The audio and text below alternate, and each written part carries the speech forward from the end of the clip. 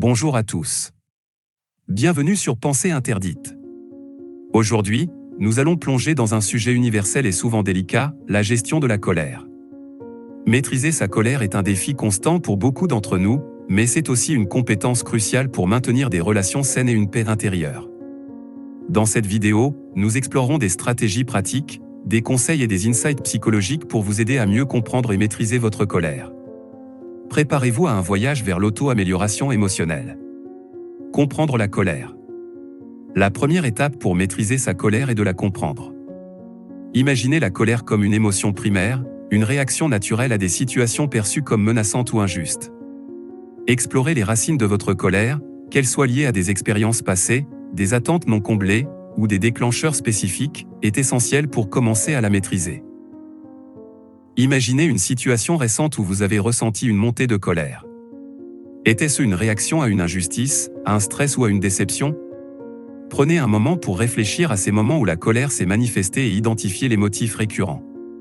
Les conséquences de la colère non maîtrisée. La colère non maîtrisée peut avoir des conséquences dévastatrices, tant sur notre bien-être émotionnel que sur nos relations. Imaginez la colère comme une flamme, si elle n'est pas contrôlée, elle peut consumer tout sur son passage. Explorer les effets négatifs de la colère non maîtrisée peut être une motivation puissante pour engager un processus de changement. Imaginez comment la colère non maîtrisée a pu influencer négativement vos relations, votre travail, voire votre santé mentale. Souvenez-vous de ces moments où la colère a pris le dessus, et réfléchissez aux conséquences qu'elle a eues. L'importance de la conscience émotionnelle. La maîtrise de la colère commence par la conscience émotionnelle. Imaginez la conscience émotionnelle comme une lanterne qui éclaire l'obscurité de vos émotions. Prendre le temps de reconnaître et d'accepter vos émotions est le premier pas vers leur gestion constructive. Visualisez un moment où vous avez pu reconnaître votre colère avant qu'elle ne prenne le contrôle.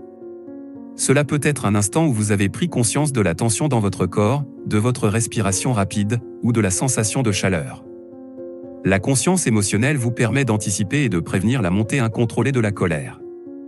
Techniques de relaxation et de respiration. Imaginez des techniques de relaxation et de respiration comme des outils puissants pour calmer la tempête intérieure de la colère. La respiration profonde, la méditation, et d'autres techniques de relaxation peuvent aider à réduire la réactivité émotionnelle et à créer un espace mental pour la réflexion avant de réagir.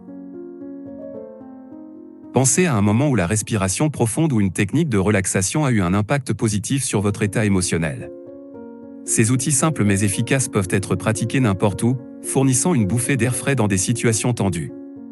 L'art de la communication non violente. Imaginez la communication non violente comme une passerelle vers la résolution constructive des conflits. Plutôt que d'exprimer la colère de manière explosive, cette approche encourage l'expression de sentiments et de besoins de manière calme et empathique. La communication non violente permet d'établir des connexions plus profondes avec soi-même et avec les autres. Rappelez-vous d'un moment où vous avez pu utiliser la communication non violente pour résoudre un conflit. Cela peut être une conversation où vous avez exprimé vos sentiments et écouté ceux des autres de manière respectueuse et ouverte. La puissance de la pensée positive. Imaginez la pensée positive comme un bouclier contre la colère toxique. Cultiver une attitude positive et optimiste peut aider à détourner l'énergie négative et à prévenir la colère. Lorsque vous vous concentrez sur ce qui est positif, la colère a moins de place pour s'installer. Pensez à un moment où un changement de perspective a transformé une situation potentiellement colérique en une opportunité d'apprentissage ou de croissance. La pensée positive n'est pas simplement un cliché, mais une stratégie puissante pour modérer la réactivité émotionnelle. La pratique de la patience. La patience est une vertu qui peut grandement contribuer à la maîtrise de la colère. Imaginez la patience comme un exercice de force intérieure, une capacité à rester calme face à l'adversité. La pratique de la patience peut être vue comme un moyen de renforcer notre résilience émotionnelle.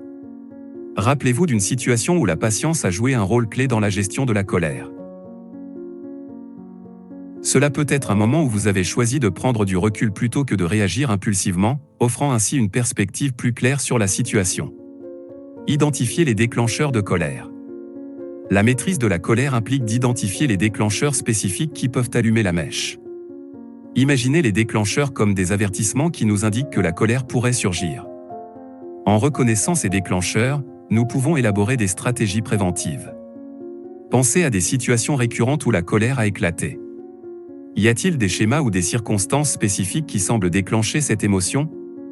La reconnaissance de ces déclencheurs est le premier pas vers une gestion proactive de la colère. La quête de solutions constructives. Imaginez la recherche de solutions constructives comme une étape cruciale vers la maîtrise de la colère. Plutôt que de rester dans le cycle destructeur de la colère, cette approche encourage l'exploration de solutions qui résolvent les problèmes sous-jacents. Cela peut impliquer la recherche de compromis, la communication ouverte, ou même la recherche d'aide professionnelle.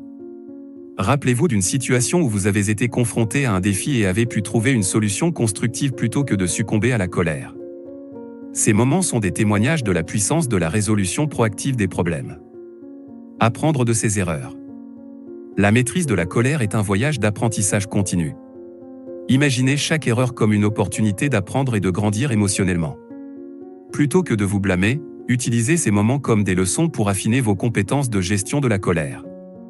Pensez à une situation où la colère a pris le dessus, mais où vous avez pu tirer des leçons pour l'avenir. La croissance personnelle découle souvent des moments où nous sommes confrontés à nos propres limites émotionnelles.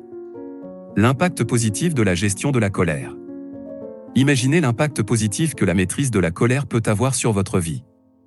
Des relations plus saines, une paix intérieure et une meilleure santé émotionnelle ne sont que quelques-uns des bénéfices qui découlent de la gestion efficace de la colère. En investissant dans cette compétence, vous créez un chemin vers une vie plus équilibrée et épanouissante. Visualisez les bénéfices que la maîtrise de la colère peut apporter à votre vie.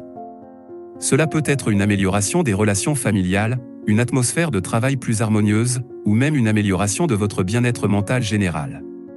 Savoir quand demander de l'aide. La maîtrise de la colère peut être un défi complexe, et il est parfois nécessaire de demander de l'aide. Imaginez demander de l'aide comme un signe de force plutôt que de faiblesse. Un professionnel de la santé mentale, un coach de vie, ou même des amis de confiance peuvent apporter des perspectives précieuses et des outils supplémentaires pour vous aider dans votre parcours. Pensez à un moment où demander de l'aide a fait une différence dans la gestion de la colère. Cela peut être une séance de thérapie où vous avez découvert des modèles de pensée utiles ou des conseils d'amis qui ont apporté une nouvelle perspective. Pratiquez la compassion envers soi-même. La maîtrise de la colère ne signifie pas l'élimination totale de cette émotion, mais plutôt son équilibrage. Imaginez la compassion envers soi-même comme un baume apaisant pour l'âme. Reconnaître que nous sommes tous humains, sujets à des émotions intenses, permet de cultiver une attitude de compréhension et de bienveillance envers soi-même. Rappelez-vous d'une situation où vous avez pu pratiquer la compassion envers vous-même après avoir ressenti de la colère. La bienveillance envers soi-même est un ingrédient essentiel pour maintenir une perspective équilibrée dans les moments difficiles. Établir des limites saines. Imaginez l'établissement de limites saines comme une stratégie préventive contre la colère excessive. Définir des limites claires dans vos relations, au travail et dans d'autres aspects de votre vie peut contribuer à prévenir les situations qui pourraient déclencher la colère. La clarté et la communication ouverte sont les piliers de limites saines. Pensez à des situations où l'établissement de limites claires a contribué à maintenir une atmosphère saine. Ces limites, lorsqu'elles sont établies avec respect et communication, créent un environnement où la colère a moins de chances de prospérer. Et voilà, chers spectateurs, nous avons exploré en profondeur le thème complexe de la maîtrise de la colère. En intégrant ces stratégies et en engageant un voyage continu vers la croissance émotionnelle, vous pouvez libérer votre potentiel pour vivre une vie plus équilibrée et épanouissante. Je vous invite à partager vos expériences et vos stratégies pour maîtriser la colère dans les commentaires, à vous abonner pour plus de contenu sur le bien.